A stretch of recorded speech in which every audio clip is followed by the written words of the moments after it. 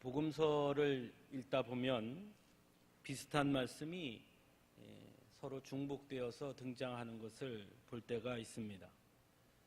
마가복음의 말씀이 마태복음, 누가복음에도 등장하는 것, 때로는 요한복음에도 등장하고 이런 것들을 우리가 보게 되죠. 대부분 그런 말씀들을 통해서 서로의 빈 부분들을 서로 상호 보충해주고 보완해주는 그런 역할들을 하는 것을 또한 우리는 보게 됩니다. 하지만 오늘 우리가 읽은 이 마가복음의 말씀은 다른 복음서와 조금 결이 다르다는 것을 느끼게 됩니다. 오늘 본문의 가장 중심적인 말씀이라고 할 수 있는 30절에서 31절 말씀, 내 마음을 다하고 목숨을 다하고 뜻을 다하고 힘을 다하여 주 너의 하나님을 사랑하라 하신 것이요 내 이웃을 내 자신과 같이 사랑하라 하신 것이라 라는 이 말씀은 마태복음과 누가복음에도 동일하게 등장하는 그런 말씀입니다. 하지만 마태복음에서는 마태복음 22장 34절에서 40절에 등장하는데, 사두개인들과 부활 논쟁을 한 후 율법사가 예수님을 시험하기 위해서 질문한 율법 중에서 어느 계명이 크니까? 라는 질문에 대한 답으로 예수님께서 하신 말씀으로 소개하고 있습니다. 누가복음에서는 10장 25절에서 27절에 율법교사가 예수님을 시험하고자 무엇을 하여야 영생을 얻으리까? 라고 예수님께 질문했고, 예수님께서 율법에 무엇이라 기록되었느냐 이렇게 다시 질문하시자 이 율법교사가 바로 그 내용을 대답한 것으로 소개하고 있습니다. 즉 누가복음에는 예수님이 말씀하신 것이 아니라 율법교사가 대답한 것으로 본문의 그 말씀을 소개하고 있다라는 것이죠. 하지만 마태복음과 누가복음에게는 또한 그럼에도 불구하고 공통점이 있습니다. 그것은 뭐냐면 예수님을 시험하고자 하는 의도에서 시작된 사건 속에 그 말씀이 등장하고 있다라는 것입니다. 그에 반해 마가복음은, 오늘 우리가 함께 본 마가복음은 좀 다릅니다. 마태복음처럼 사두개인들과 부활 논쟁 이후에 등장하는 것은 같게 보이지만 먼저 질문한 사람이 율법교사에서 서기관으로 바뀌어 있고, 또 예수님을 시험하고자 하는 의도로 질문한 것이 아니라는 것을 마가복음에서는 보여주고 있습니다. 오히려 28절에 보면 서기관 중 한 사람이 그들이 변론하는 것을 듣고 예수께서 잘 대답하신 줄을 알고 나와 물었다라고 증거하고 있고, 또 예수님의 대답을 들은 이후에도 서기관은 선생님이요 옳소이다 라며 예수님의 대답에 긍정적인 반응을 보여주고 있다라는 차이가 있습니다. 하지만 마가복음, 마태복음, 누가복음 모두 그러나 질문의 내용은 그러나 또 모두 같습니다. 모든 계명 중에 첫째, 가장 큰 계명이 무엇이냐 하는 질문은 모두 같다라는 것을 또한 우리가 알 수 있습니다. 사실 예수님과 유대 종교 지도자들 간의 대립은 복음서 전체에 등장합니다. 그 대립의 중심에는 유대 종교 지도자들이 가지고 있었던 예수님에 대한 두 가지 인식 때문이었습니다. 하나는 예수님께서 죄인들의 죄를 사해 주시는 것을 보고 저가 누구이길래 감히 죄사함을 하느냐 이렇게 이야기하면서 마치 예수님께서 하나님의 이름을 망령되이 참칭한다고 여겼던 것입니다. 스스로 하나님이라 하는구나 라며 그렇게 생각했던 것이죠. 또 한 가지는 그들의 권위에 도전하는 것, 그래서 그들의 가지고 있었던 율법 해석에 관해서 도전함으로써 예수님께서 마치 율법 자체를 부정하거나 율법의 체계를 어지럽힌다고 생각했다라는 것입니다. 그래서 그들은 예수님을 시험할 때 항상 율법의 문제를 가지고 시험하는 것을 보게 됩니다. 그래서 조금 전에 말씀드린 것처럼 마태복음, 누가복음, 에서도 예수님께 가장 큰 계명이 무엇입니까? 라고 질문하는 것이죠. 그런데 한 가지 여러분 좀 궁금하지 않습니까? 그게 왜 그렇게 중요한가 하는 거죠. 계명 중에 첫째가 무엇입니까? 가장 큰 계명이 무엇입니까? 그게 왜 그렇게 그들에게는 중요했을까? 왜 그렇게 끊임없이 질문한 것일까? 하는 궁금증이 생깁니다. 시험하고자 하는 의도를 가진 자도, 그리고 오늘 우리가 읽은 마가복음에서처럼 예수님에 대한 호의적인 태도를 보이는 사람조차도 왜 이토록 이 유대 종교 지도자들은 예수님께 계명 중에 첫째가 무엇입니까? 가장 큰 계명이 무엇입니까? 이것을 계속해서 거듭해서 질문하느냐 하는 것입니다. 왜 그랬을까요? 안 궁금하신가요? 사실 이 질문은 단순한 질문이 아닙니다. 우리가 잘 아는 대로 율법의 중심은 10계명이지요. 그리고 그 10계명은 우리가 잘 아는 것처럼 1계명에서 4계명은 하나님에 대한 계명, 5계명에서 10계명은 사람들 사이에서의 계명으로 주어졌습니다. 그런데 문제는 하나님을 향한 계명과 사람을 향한 계명이 부딪힐 때가 있다는 것입니다. 예를 한번 들어볼까요? 안식일을 기억하여 거룩하게 지키라. 그것은 하나님을 향한 계명입니다. 부모가 죽으면 그 죽은 부모를 위해서 정성을 다해서 장례를 치르는 것은 내 부모를 공경하라 하라는 사람을 향한 아주 중요한 계명입니다. 그런데 문제는 만일 안식일에 부모가 죽으면 어떻게 되느냐 하는 것이죠.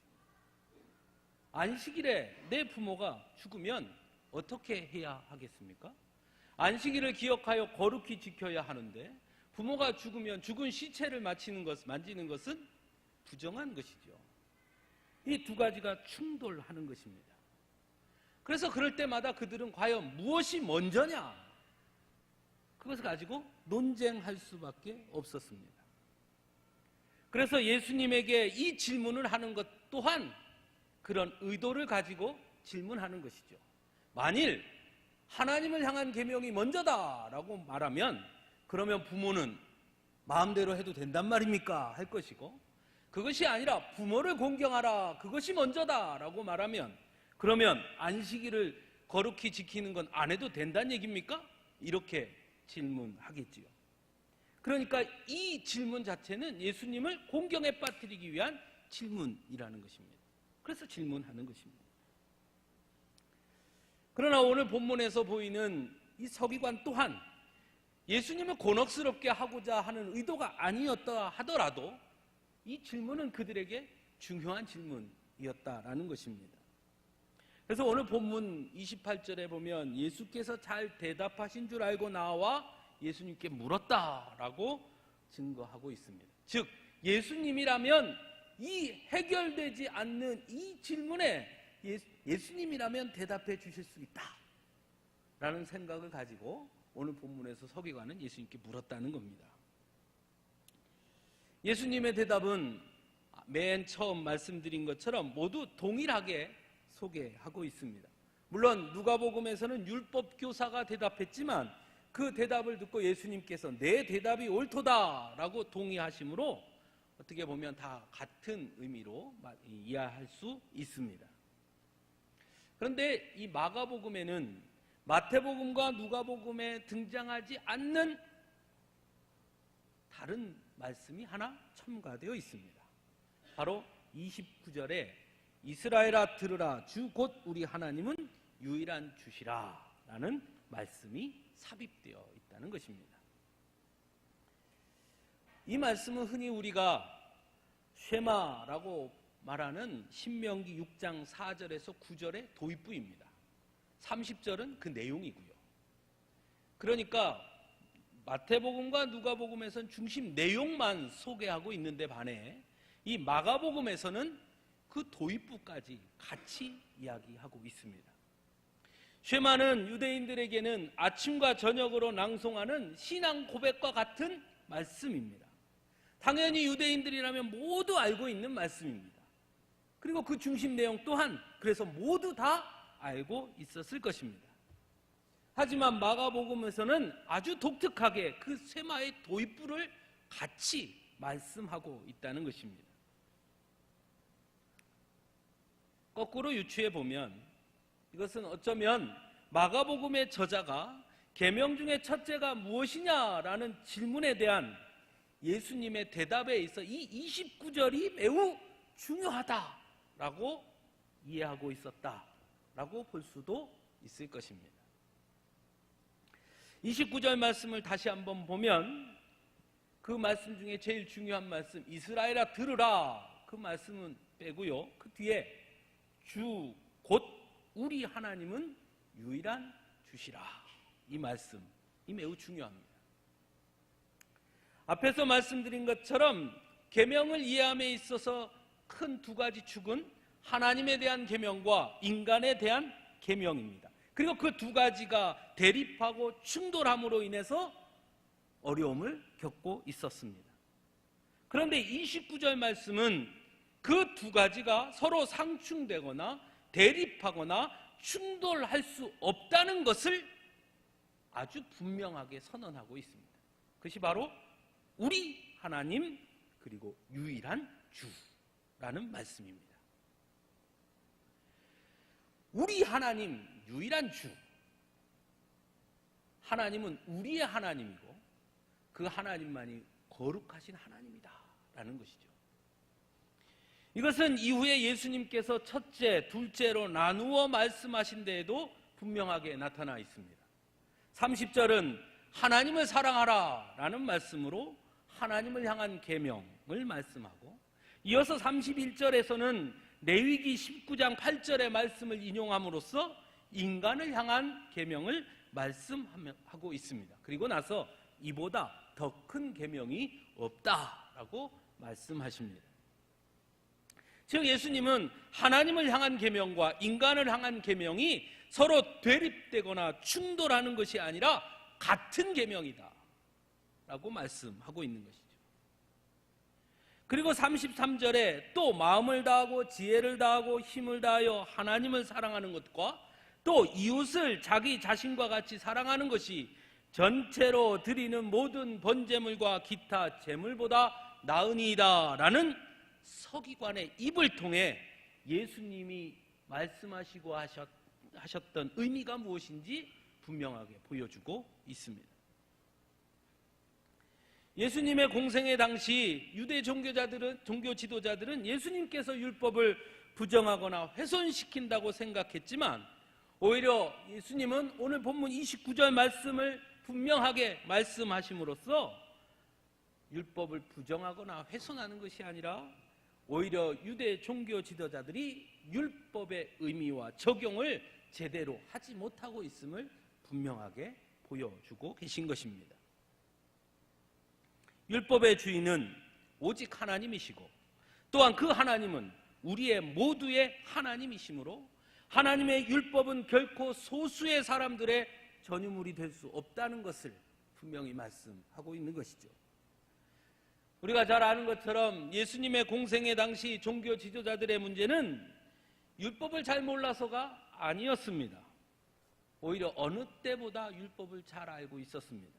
다만 문제는 모든 사람들에게 주신 율법을 소수의 종교 지도자들이 자신들의 전유물로 여겼다라는 것입니다.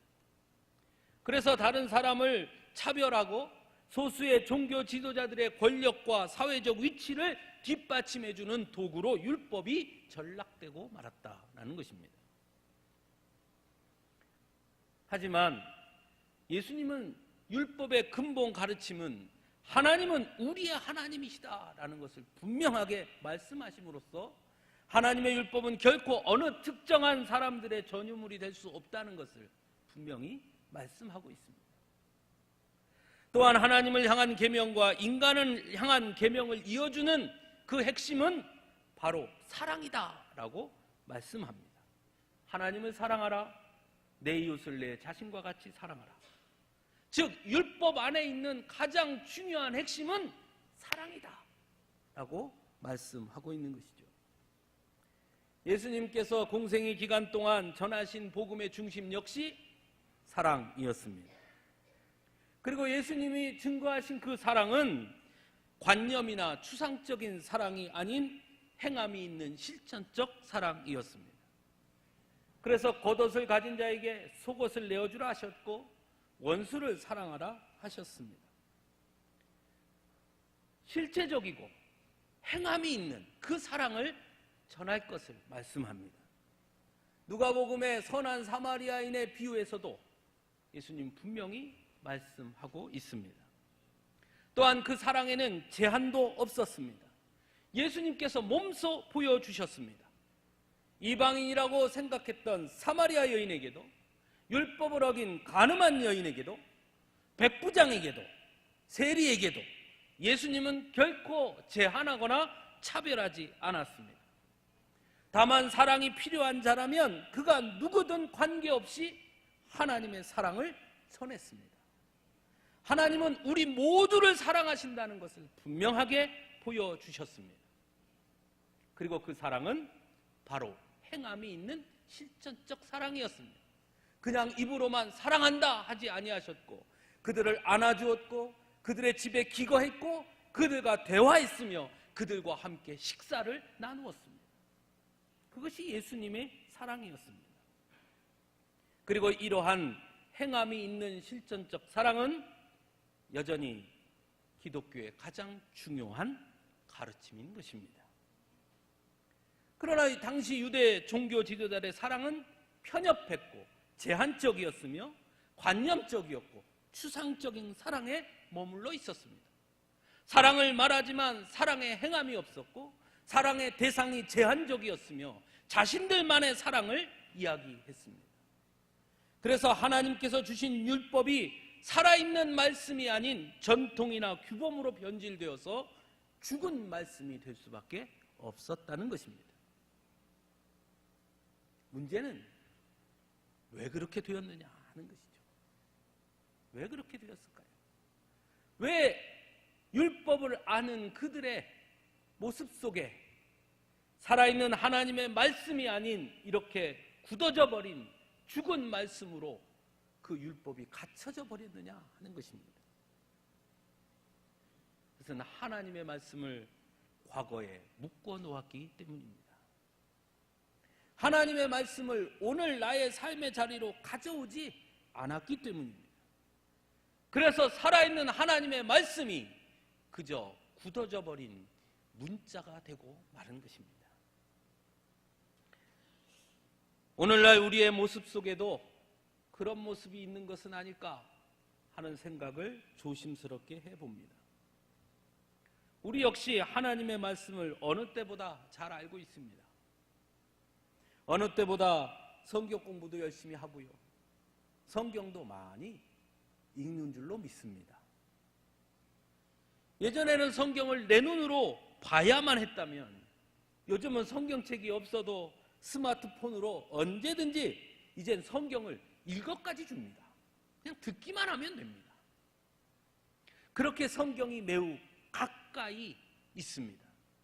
하지만 문제는 우리 역시 그 말씀을 여전히 성경 속 안에 가두고 있다는 것입니다. 오늘 나의 삶의 자리로 말씀이 오지 않는다는 것입니다. 성경에 이런 말씀이 있지 그것으로 끝나버린다는 것입니다. 그러다 보니 말씀의 능력이 나타나지 않습니다. 그러다 보니 말씀에서 오는 감동과 감격이 사라져버렸습니다. 하나님의 말씀을 과거에 묶어놓거나 성경에 묶어놓고는 결코 말씀의 감격과 감동, 은혜를 누릴 수 없는 것입니다. 혹 우리의 모습이 그렇지 않은가 하는 것입니다. 사랑하는 성도 여러분, 여러분의 하나님의 말씀을 대하는 여러분의 자세는 어떠합니까? 하나님의 말씀을 여러분의 오늘, 여러분의 삶에 초대하고 있습니까? 하나님의 말씀이 여러분의 오늘의 삶에 영향력으로 나타나고 있습니까? 그렇다면 우리의 삶은 달라질 수밖에 없습니다. 그렇다면 우리는 변화할 수밖에 없습니다. 살아있는 하나님의 말씀이 임하는 자리에는 변화와 능력이 나타날 수밖에 없기 때문입니다. 과연 여러분은 어떠하십니까? 예수님의 말씀을 들은 오늘 본문의 서기관은 예수님께서 하신 말씀의 의미를 분명하게 깨달았던 것 같습니다. 즉 하나님을 사랑하는 것과 이웃을 사랑하는 것은 결코 양분되거나 대립되는 것이 아니고 사랑 안에서 하나 된다는 것을 그 역시 깨달았던 것 같습니다. 그런 서기관에게 예수님은 내가 하나님 나라에서 멀지 않도다 말씀하십니다. 하나님의 사랑을 분명하게 알고 그래서 이웃을 향한 실천적 사랑으로 그 사랑을 드러내는 자에게 하나님은 하나님의 나라를 허락해 주신다는 것입니다. 사랑하는 성도 여러분, 오늘날 우리 사회에 사랑이 있습니까? 여전히 우리는 사랑을 말합니다.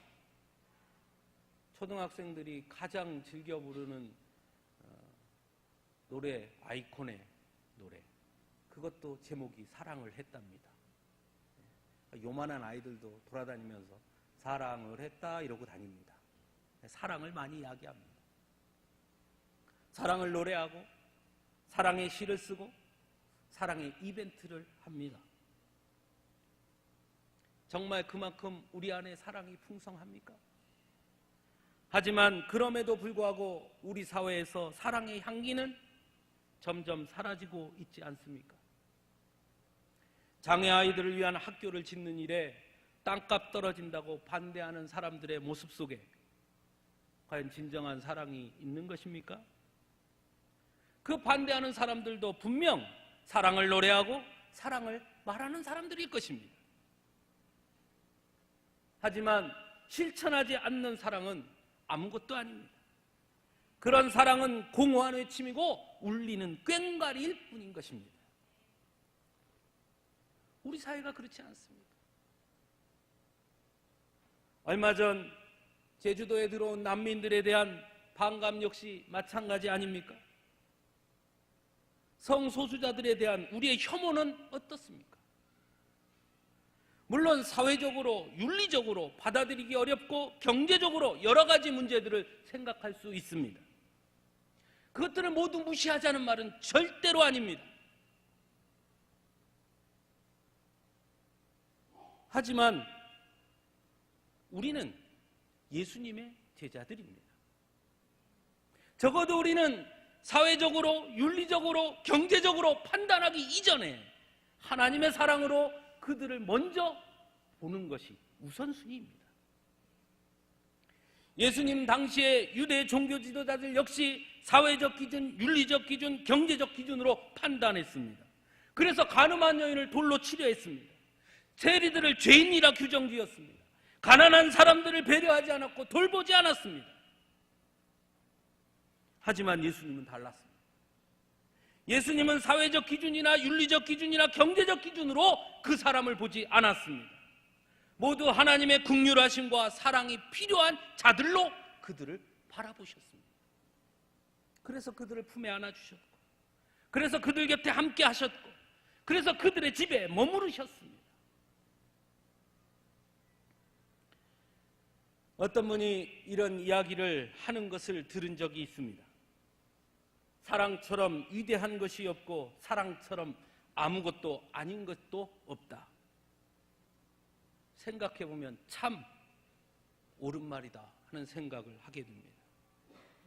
하나님의 사랑처럼 위대한 것은 없습니다. 하지만 그저 말만 하는 사랑만큼 아무것도 아닌 것도 없는 것입니다. 우리의 사랑은 어떠합니까? 여러분은 지금 어떤 사랑을 하고 있습니까? 여러분이 이야기하는 사랑은 어떤 사랑이십니까?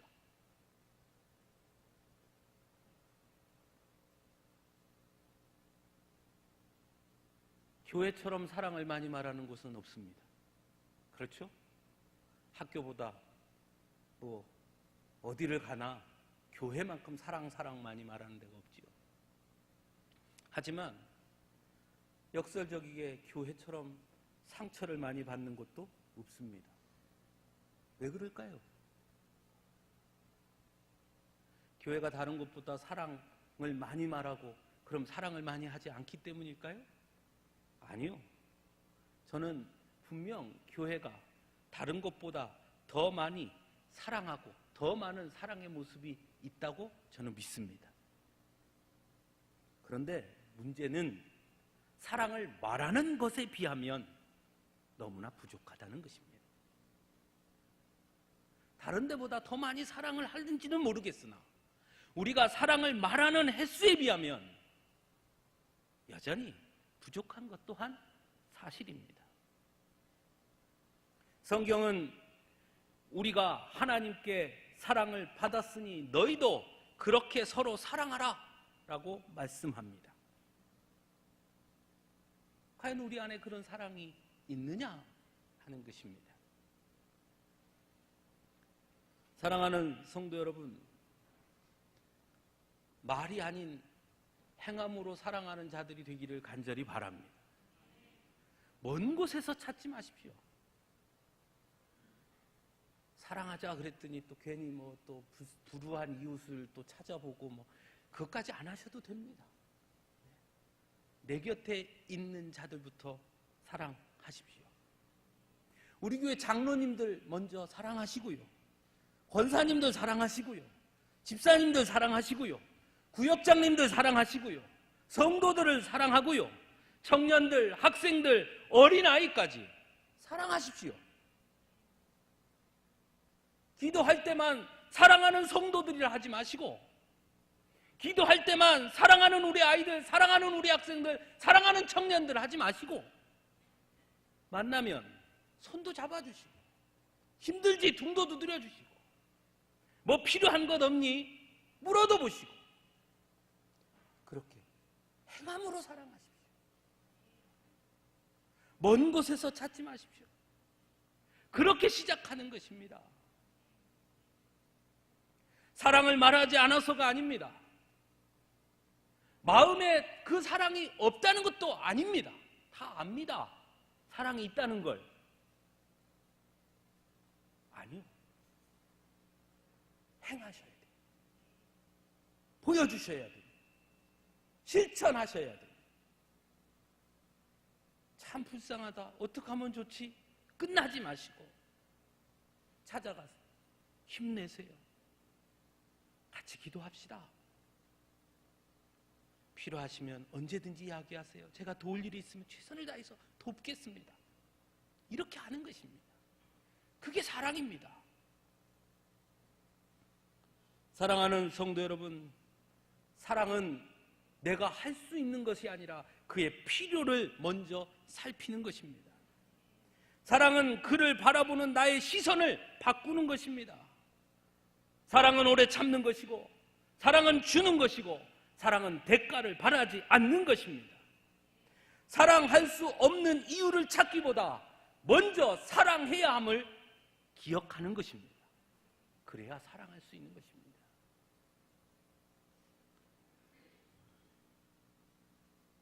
우리 주변에 있는 사람들을 향한 하나님의 사랑을 기억할 수 있기를 바랍니다.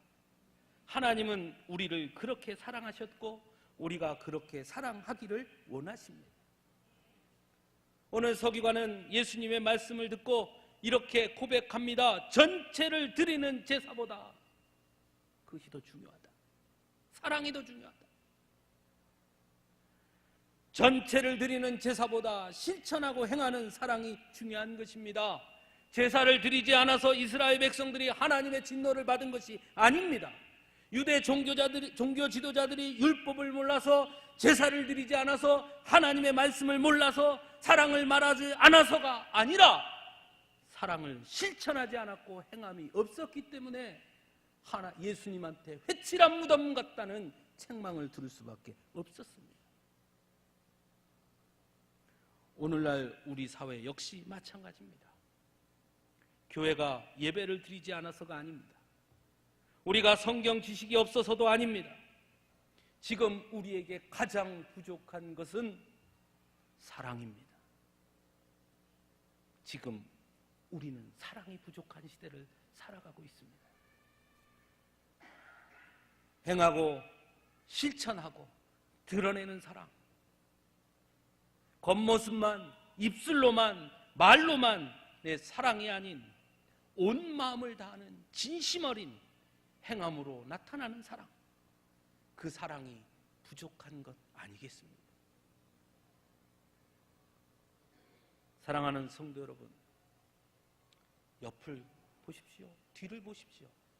바로 그 옆에 있는 분들이 여러분의 사랑을 가장 필요로 하는 사람들입니다. 먼 데서 찾지 마세요. 우리 작은 것부터 해볼까요? 옆에를 한번 보십시오. 자, 우리나라 사람들이 제일 하기 어려워하는 말 뭐지요? 네, 또 이렇게 꼭 하라면 사랑합니다. 쳐다보고 있다. 사랑합니다. 이러지 마시고. 네? 사랑합니다 하라 그러면 꼭 얼굴 보다가도 꼭 끝날 때쯤 되면 고개를 이렇게 돌리죠. 쑥스러워서. 사랑합니다 하지 마시고 사랑해요 합시다. 네. 사랑해요. 이렇게요. 눈을 마주치고 가까이 있는 분은 안으면서 네. 네. 눈을 마주치고 자 한번 해보십시오. 시작. 사랑해요라고 말씀하셨으니 이제 그 말에 책임을 지셔야 됩니다. 오늘 여러분들 어떤 행동을 하시는지 저도 보겠습니다. 사랑해요라고 하셨으니. 지난주일 우리는 예배 마치고 바깥에서 이렇게 천막 치고 맛있게 식사들을 했지요. 우리 아마 최병건 집사님이 막 스마트폰으로 사진을 찍으셔서 우리 밴드에 올리셨더라고요. 그래서 제가 그 사진을 또 다운받아서 제 페이스북에 탁 올려놨습니다. 그것을 본 목사님들이 다 하는 말씀이 이야 어떻게 이런 일이 어떤 분은 삼겹살은 진리다 이렇게 보면서 많은 분들이 저한테 직접 전화를 하신 분도 있어요. 아유 목사님 참 목사님이 수고하셨습니다. 어떻게 해요? 그래서 제가 한 거 하나도 없고요. 우리 장로님들이 이렇게 내셔서 이렇게 온 교우들이 함께 즐거운 시간을 가졌습니다. 아, 그 교회 진짜 좋은 교회입니다. 사랑이 풍성한 것 같습니다. 그 말을 듣고 제가 기분이 아주 좋았습니다. 이것도 한편으로 이런 말을 계속 우리가 듣고 있어도 되나 이런 생각도 조금 들었습니다. 사랑하는 성도 여러분, 우리 서로 사랑합시다. 말뿐이 아니라 행동으로 서로의 필요를 채워주고 서로의 필요를 또 찾아보고 돌아보는 그런 사랑이 우리 안에 있기를 간절히 바랍니다. 그렇게 사랑하는 자에게 하나님의 나라는 허락되는 것입니다. 그래서 우리 모두가 하나님이 우리에게 허락해 주실 그 하나님의 나라에 갈 때까지 서로 사랑하고 그 사랑으로 하나님의 나라에 임하는 우리들이 될 수 있기를 간절히 바랍니다. 기도하겠습니다.